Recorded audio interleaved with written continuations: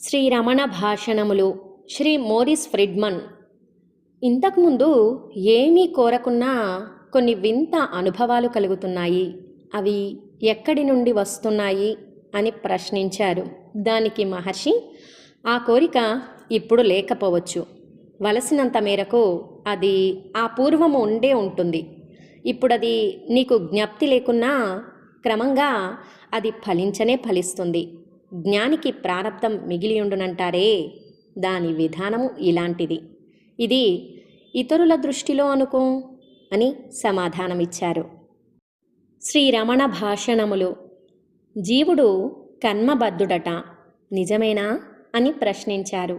దానికి మహర్షి, కర్మ దాని ఫలాలను అనుభవించని నీవు కర్తవైనంత వరకు భోక్తవు కూడా కావలసిందే అన్నారు. దానికి భక్తుడు, కర్మబంధాల నుండి విమోచనమెలా అని ప్రశ్నించారు.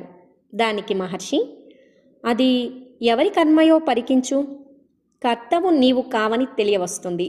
అప్పుడు నీవు ముక్తుడవవుతావు. దీనికి దైవానుగ్రహం కావాలి.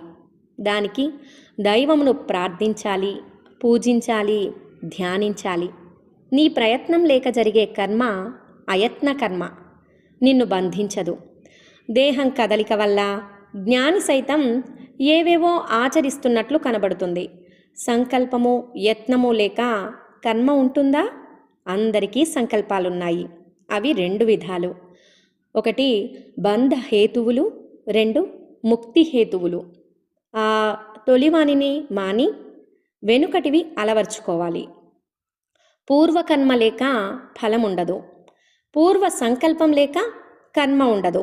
కర్తృభావన ఉన్నంతకాలం ముక్తి కూడా ప్రయత్నం వలన లభించేదే అని సమాధానమిచ్చారు.